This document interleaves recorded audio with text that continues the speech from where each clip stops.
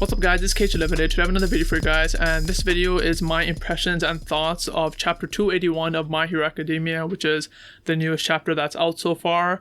And right off the bat, I love this chapter. This is probably one of my favorite chapters of recently. And one of the reasons is because it seems like not only is the story really progressing in this chapter, but there's been a lot of theories of what's going to happen in the series. And it seems like all those things are starting to come true.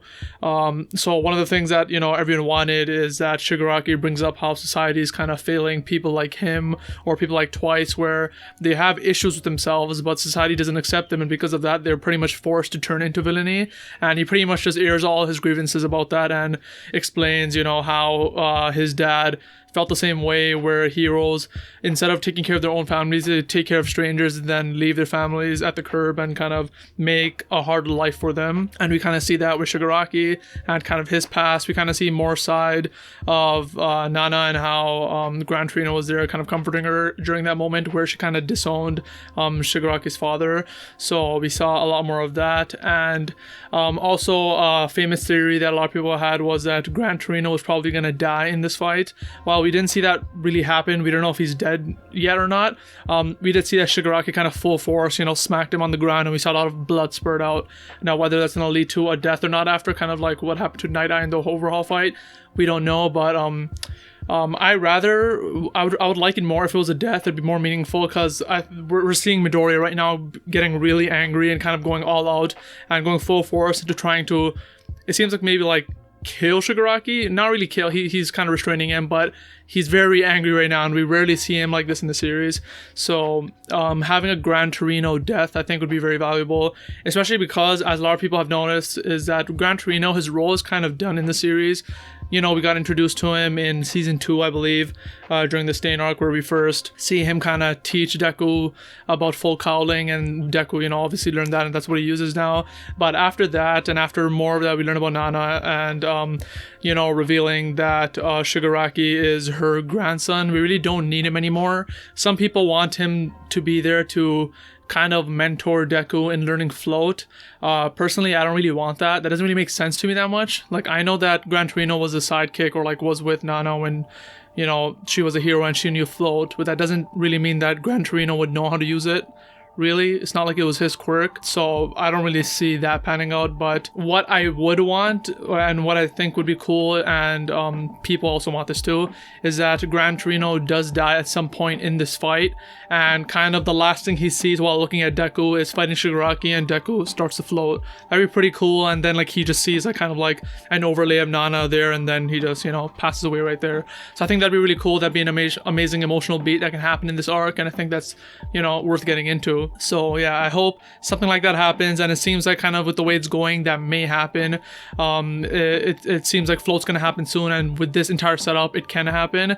And also, what I really wanted in this arc, and it seems like it's going to be happening, is that Shigaraki is finally using the quirk erasing bullet. We see it right at the end, and there's been kind of guesses on who it would be used on, and a famous guess was Aizawa, and it seems like it's gonna be happening right through the whole of Ryuku's hand.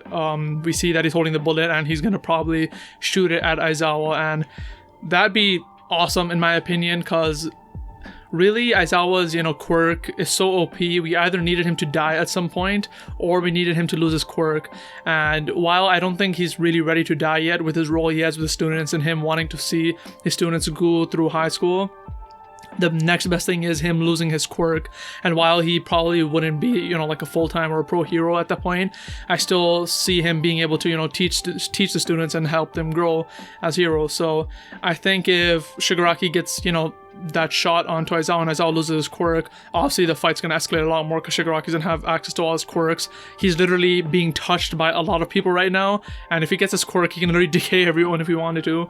So heroes are not in a good situation, and the only thing that's keeping me from thinking that Aizawa is going to lose his quirk is how it was kind of revealed to us. Usually, like Horikoshi has a tendency to where if he kind of shows something at the end of a chapter, like in this case he's kind of not foreshadowing, foreshadowing, but hinting that he's going to use a quick erasing bullet on Aizawa. The next chapter, usually it doesn't pan out to be exactly that. Like something's going to happen. Like I can see like maybe Endeavor or someone noticing that he has a bullet and then somehow stopping it.